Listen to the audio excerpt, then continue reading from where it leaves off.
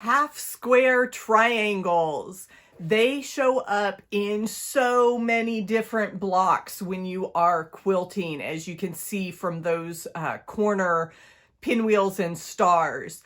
So today I want to show you two methods for making half square triangles. If this is your first time visiting True Blue Quilts, welcome. My name is Andy, and I want to help you enjoy, experiment, and excel as you quilt. Let's get started. Making half square triangles from squares gives you two at a time. So the first thing you need to do is cut your squares, and the simple math for this is you take the size of the unit that you want in your finished project and add 7/8. Some people get tripped up by finding that 7/8 inch mark on their ruler, so it's perfectly acceptable to round up to a whole measurement and trim from there after you've sewn. So I've got my two squares put together here, and I am going to draw a line on the diagonal. So I just lay my ruler down from corner to corner and I make a guideline. I use pencil. You're cutting away this line, so it really doesn't matter if it's gonna come out of the fabric anyway. You're cutting that away, it's in the seam allowance. Now I will take this to my sewing machine and I'm gonna sew 1/4 of an inch away from that line. So if you want to make some additional markings, I just use dotted lines, so I know that is my sewing line, and I'm going to make that on both sides of my center line. Let's take this to the sewing machine. We marked our half square triangles, so I am going to use this line under the 1/4 inch foot. So that is to the right side of my needle. If you've got the little plastic bar, that's just going to run right along that line, and that dotted line is going to go under your needle. So I've got that line on my 1/4 inch foot, and I am ready to sew right on that dotted line.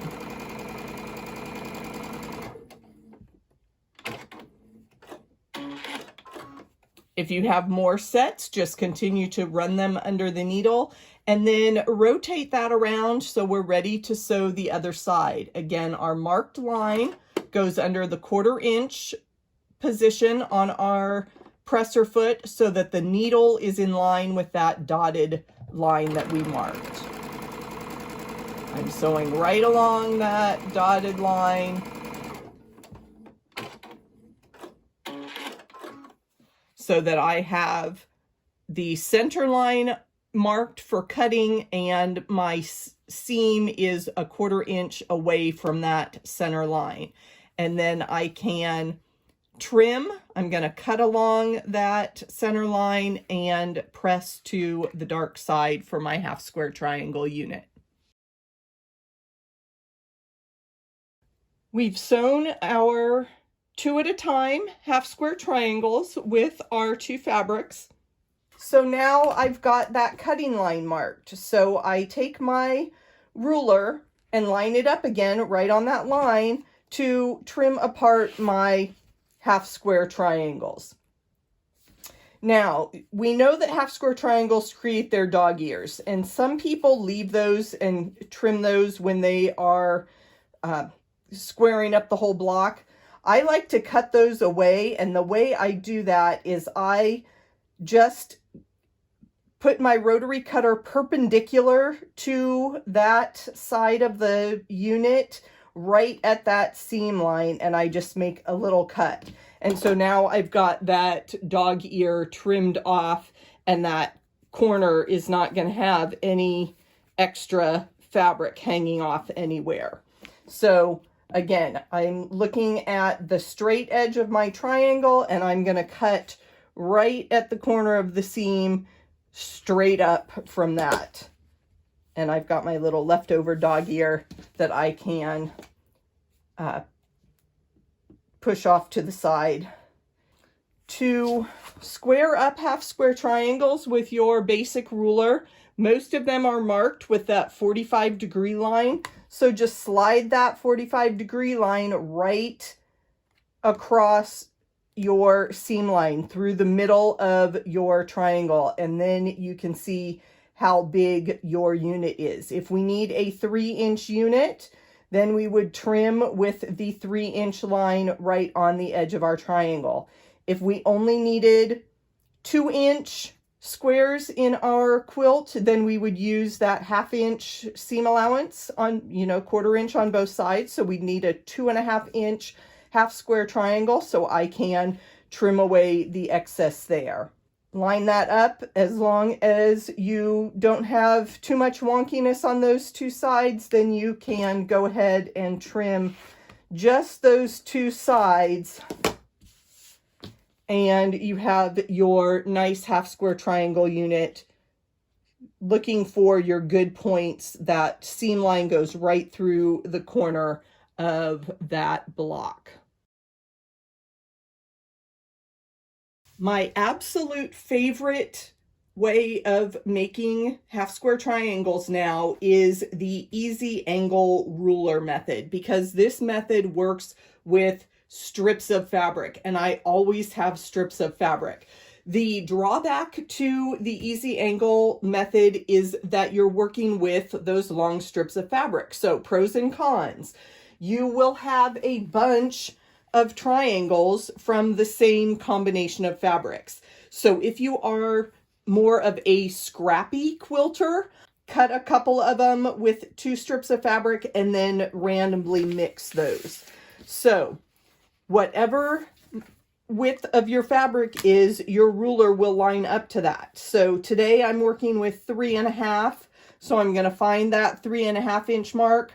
I've got a bunch of jelly roll strips, so it's easy to find the 2.5-inch.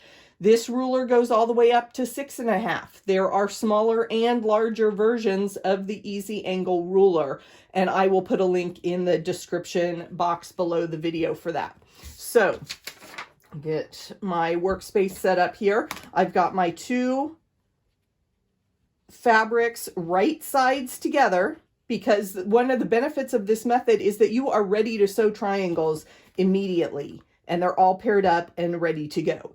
So I lay my ruler down with the measurement there in the corner, and I am cutting along the diagonal of this triangle. So I'm going to safely cut that, and you can see that that angle makes your triangle. So one of the triangles has a flat edge and the other triangle has a point.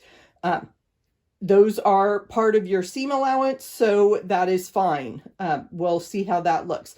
That triangle pair is ready to go to the sewing machine. To keep cutting, I flip the ruler over, and now my measurements are on the other side. At the first way, I was looking at the easy angle logo. Print is in the correct direction. The measurement is along the diagonal. I flip the ruler over. The words are backwards and the measurements are now on my right hand side. And again, I line up the same measurement. This time that little dog ear measurement is off the fabric. That's how I know I've got the correct width. So you're doing just fine. Line up that diagonal right on your previous cut edge. And now we're cutting along the straight edge. So once you have 2 triangles cut, you've got your square edge again of your fabric. So it's easy to swap out fabrics to mix and match if you want a more scrappy look. But your triangle is just going to flip back and forth across the strip of fabric to make as many half square triangle units as you need. Okay, we're ready to sew our easy angle strip cut triangles. So I've got my fabrics lined up. I just brought them over from the cutting mat, and I'm going to line them up under my machine with my 1/4 inch seam, and I just sew right along.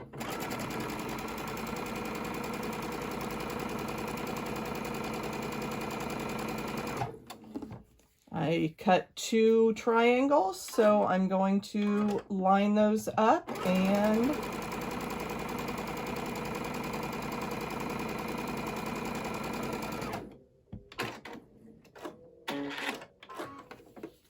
here are my 2 half square triangles. So I'm going to take those to the iron and press towards the dark side for my half square triangles, and then we will talk about trimming them.